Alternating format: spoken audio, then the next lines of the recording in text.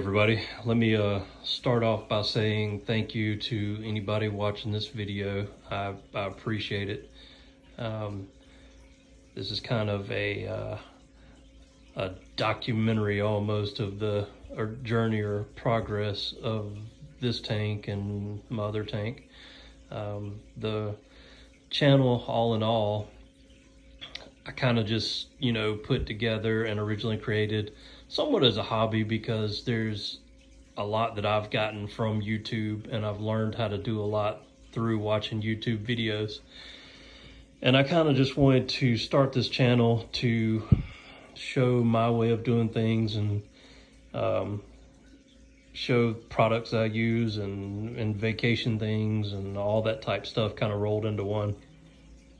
My channel really isn't like dedicated only to aquariums or one particular thing. If I did actually dedicate it to one type or focus of video, I'd probably do a lot better. But anyway, as everybody knows that watches my videos, I do ramble on a lot. I'm pretty ADD and get off subject, and as things pop in my head, I'll talk about them during the videos. And but I try to make them somewhat entertaining for everyone, or at least have some decent information in it. I don't make any money or anything on YouTube, and none of the products that you ever see on my website are given to me. I buy all of them, so I just give my honest opinions on everything. So let's see, next step here for this aquarium. I've gotten another package in, a large package in order, and I'm setting up my battery backup, and I'm about to start running cables and all that type stuff. I'm also going to start setting up the auto top off, but I'm going to do that kind of a temporary setup. For the main reason, the last aquarium that I had, and I've still got a hole drilled through the floor where I ran a tube to under the house. I put a container under the house and had RODI water going to it, and a float valve to shut it off, and then I had a pump to pump it up to the aquarium. I don't know if I'm going to do that with this tank. One reason being the auto top off system that I'm using is the Neptune system, and the power cord or the connector cord on the pump isn't overly long. It's probably about 4 feet, and the area under my house to the crawl space where I would put the container, I'm going to need a little bit longer cord. So I think what I'm going to do is order a nicer auto top off container and just keep it beside the tank. The negative of that is having to go down to the basement and fill up a container with RODI water, and then carrying it upstairs and keeping the container full. A little bit of an aggravation. I could run a line from the RODI system to the container in here, but I still have this fear of having an endless water supply running into the house, like if I'm on vacation or whatever. I know there's lots of different things you can put in place for safety. The RODI system that I have now is in my basement. If it started pumping out water, yeah, it would cause some damage, but it's not going to be as catastrophic as it would be on the main level of my house here. So I don't know. I'm going to put a little more thought into that one and decide what I'm going to do. But for the meantime, I got one of these hefty containers, and I'm going to drill a couple holes in the lid of it and run the auto top off to it, just having it beside the aquarium for now until I decide what I'm going to do or order something else. Next thing I've got going on is battery backup. So I'm going to slide that in behind the aquarium. Only going to have one connection going to it, which will be the Apex system. and then feed power to everything else from there. If you're curious as to what kind of battery backup I'm using, everybody that follows along with my videos knows that I'm in IT, so for I don't know how many years I've been using APC brand battery backups. When you're going to be using them for sensitive electronics or computers and things like that, you want to look and try to get the sine wave, which it says on the box there. To my understanding, it's just a cleaner level of power. So basically, you can get such a thing as dirty power, and what this does is it cleans that up. You get dirty power in or slight fluctuations and all, and this battery backup is going to clean it up so that it doesn't short things out. So it works as not only a surge protector, but just a way of stabilizing the power that's going to your electronics. And then it also has the battery backup aspect of it. I'm not sure how long it's going to last, and where I live, my main concern is we rarely have power outages. If anything, we have power hiccups or blips or very short flickers of power. So I mean, a lot of times we'll see it during a storm or something, the lights just flip on and off. Or at max, we've had, the power go out for a matter of seconds or just a couple minutes, and then usually it's right back up. Years ago, we did run into a time where we were having a lot worse power outages, and Duke Energy came in and cleaned all the trees off the lines and did a lot of work in our area a couple years back, and we haven't had an issue with power outages since. So basically, I just need a battery backup to deal with that type situation. I don't need it to run for days or anything like that. And I also have not a whole house generator, but I have a small generator that if the power did go out for days, then I could run an extension cord and put it out in the garage and run an extension cord in here to the tank and power it on for a while. It's just a gas powered, and I think it's also propane as well. So that'll cover my power needs.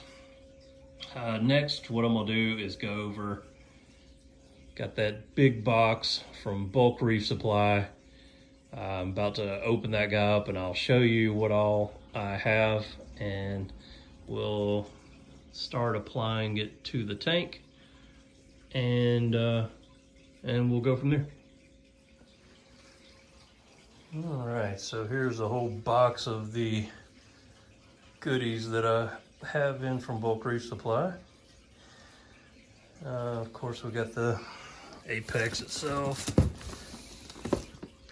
Then something new that I'm trying. Oh, the Skims microalgae reactor. I've never used one of those. I've used refugiums in the past. This just seems like a nicer and cleaner way to go. So I'm gonna try it out. Got some dosing stuff, RODI filter replacement stuff, heater. I don't know what else is in here, but I'll dig through all of it.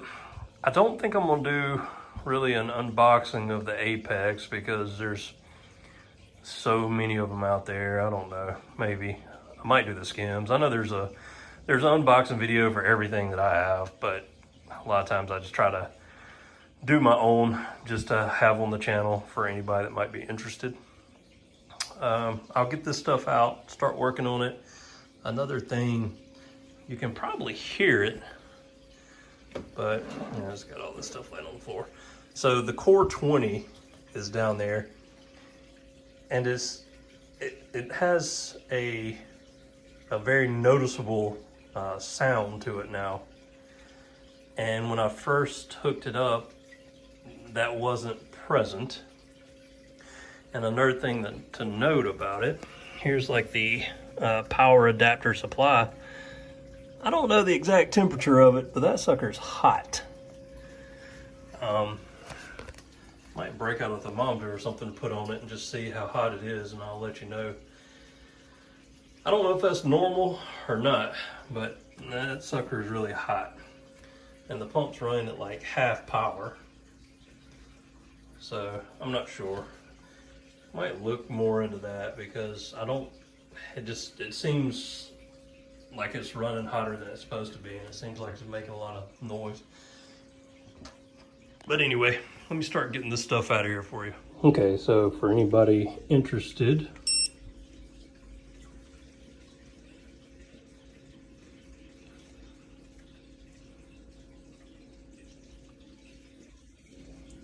let's see, about 105 degrees, 105.6. So I don't know what the specs are on that thing. It's just for like the power adapters or whatever those are.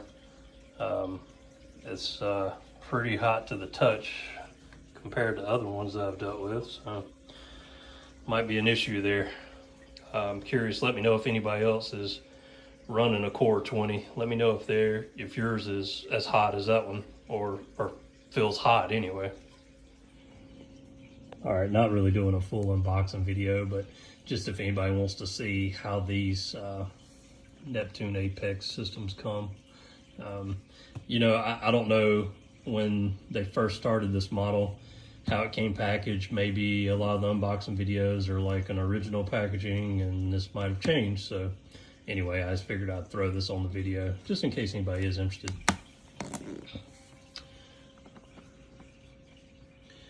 All right, I'm not going to read through that. If you want to pause the video and zoom in, feel free to read all that information. That's what you get here. And then open it up from the side. All right, let me get this opened up and I'll show you the rest. All right, so here we have the probes, the actual controller now. It's a lot different than it used to be. So I haven't had one of these new models. I had the original, I guess you'd call it legacy controller now, where it was just the black box. I loved the Apex even then. Like I said, that was when I bought that. How many years ago has it been? 8 years, something like that, about 8 years ago. And I had that tank up until about 5 years ago. So this is the original spot where I'm putting this tank. I had a 100-gallon 5 years ago, and I had that one running for several years. And before that, I had a 120-gallon, like a actual 6 foot long instead of the 4 foot. But anyway, that's what you got now. I think these new ones do wireless. I know from my original Neptune, I actually ran a network connection behind the aquarium because it was not wireless, and if you wanted to get any of the updates, it had to be connected. And I found that you could brick them by trying to run a wireless bridge or anything. It needed a direct connection, so they were kind of picky about that. I'm sure they've made lots of improvements now to these new ones. Let's see.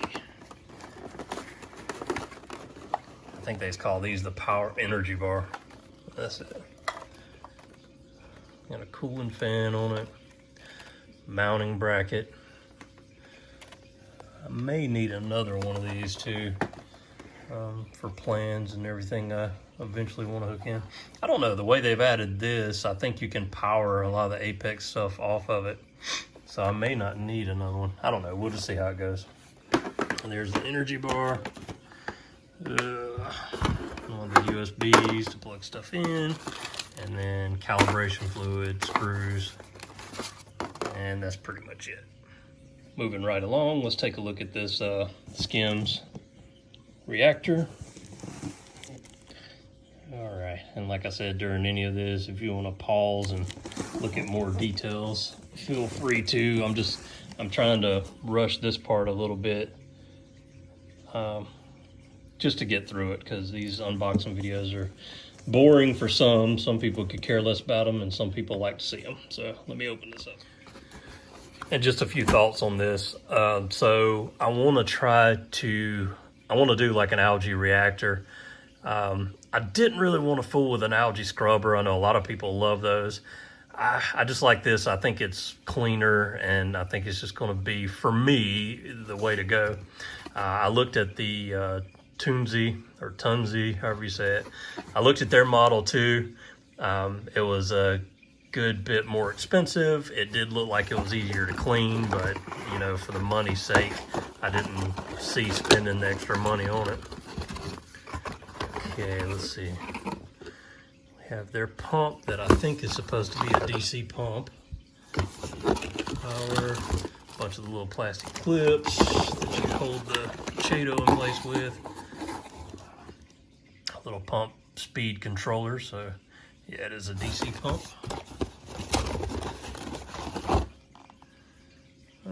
Transformer, and then Velcro tape. Set all this stuff over to the side.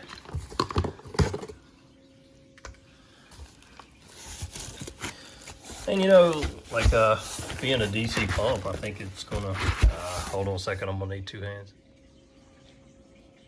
All right, so yeah, being a DC pump, I think that's going to be pretty nice. You know, you can control your flow. If it's taking too much of the actual nutrients out of the water, then you can turn it down.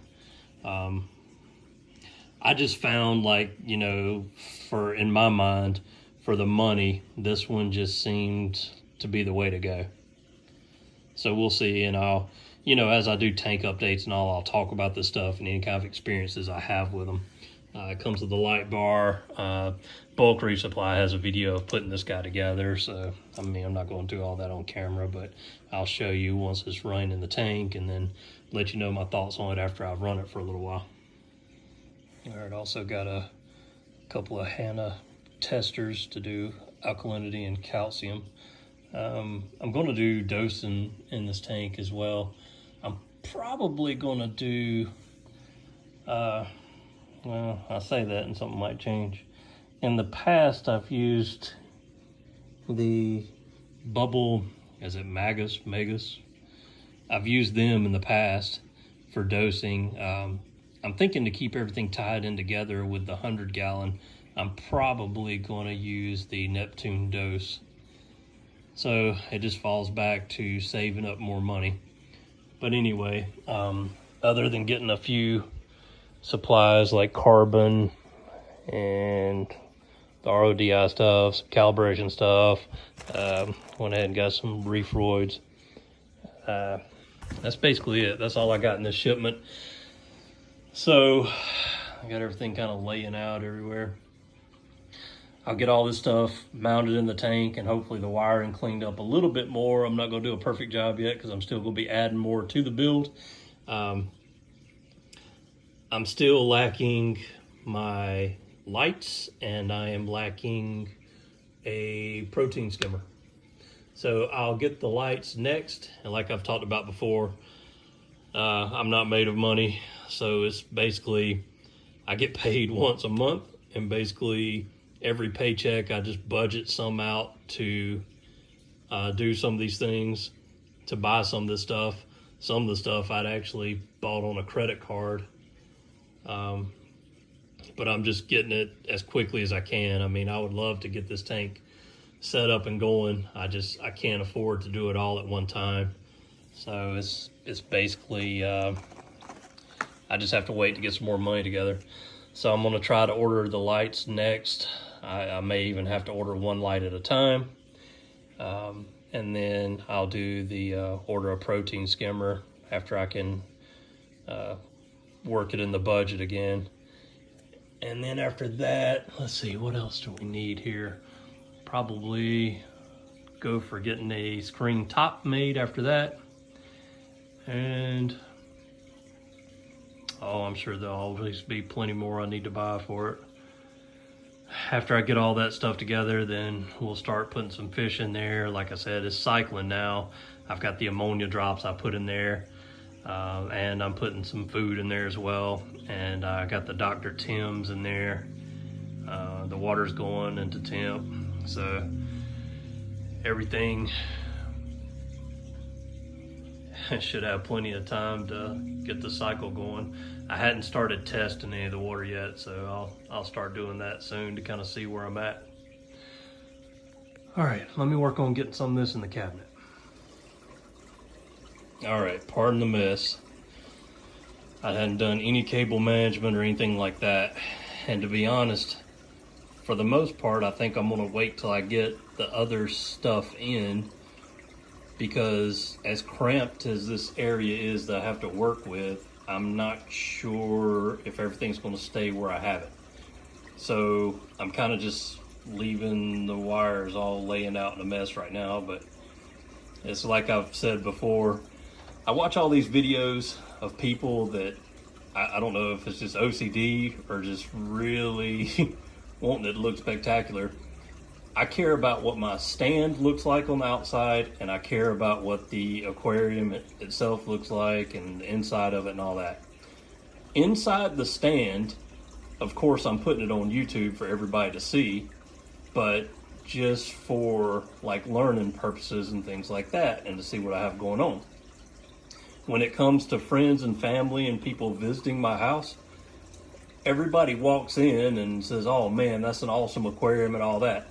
But I've yet to have the first person ever walk in and say, "Man, let me see what the plumbing looks like," or "up under your cabinet," or "Oh, let me see your wiring and how neat that is," or whatever. You know, I've never had any of that happen. So it's like I said, I don't spend the extra money on the Schedule 80 pipes that are different colors and things like that. I spend a lot of money on my tanks, and I want them to look good where it counts. I really don't care. The underneath and inside the cabinet here, I want everything to be functional, and I want to be able to get to it and do maintenance when I need to. Other than that, you know, I'm not super picky. But anyway, I will straighten up the wires and things like that and make it look a little nicer after I get everything in. I don't want to have to go through and start cutting zip ties as soon as I get the next piece of equipment in.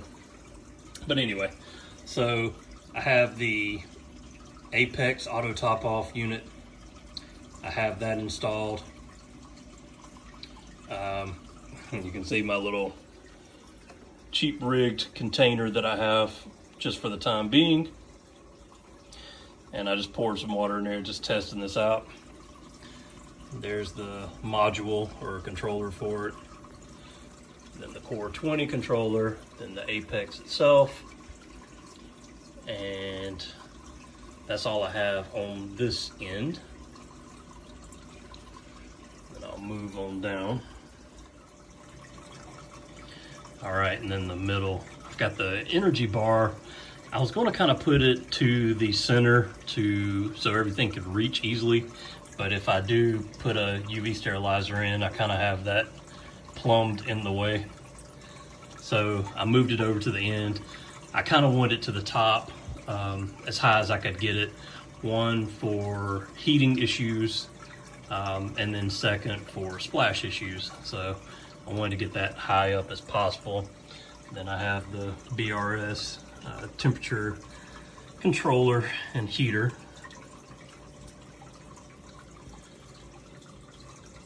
Then just another thing to note, it came with, I don't know if they're like 8 or 10-inch socks or something.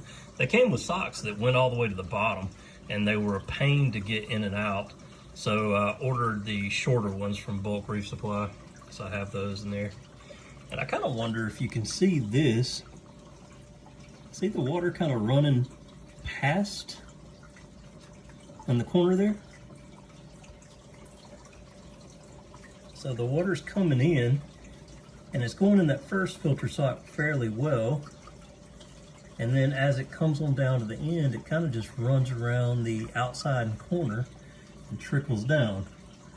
So I'm wondering how much that's actually gonna let through. The last trigger sump I had, the drain lines went directly into the filter socks. So I didn't have that issue. I ordered this one because it kind of looked easier to get there and easier to change them out. So I was thinking, like, maintenance wise it'd be nicer, but I'm kind of wondering about that. I don't know how that's going to actually function, but anyway, that's it. Right now it's got the mess of wires in there. You can see the reflection of all of them in the back there. Got the one heater. I do have another heater, I just hadn't put it in here yet. I was kind of going to watch it and see if the one 200-watt heater could keep up for now, and then if it keeps up fine, then I will add in the second one kind of as an emergency backup.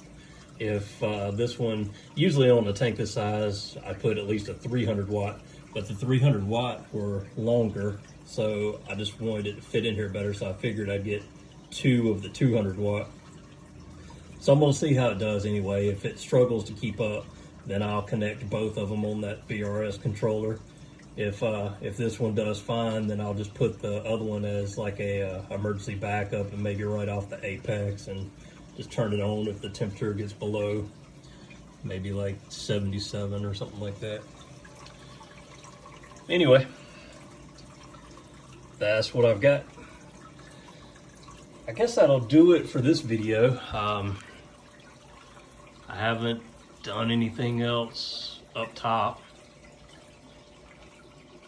Like I said, basically just working on cycling it and letting it run for the time being until I can get everything I need in here. And then after that, I'll start adding livestock, but I'll post all the update videos that I can. Hope you enjoyed, maybe get something out of this. Appreciate everybody that does take the time to watch my videos.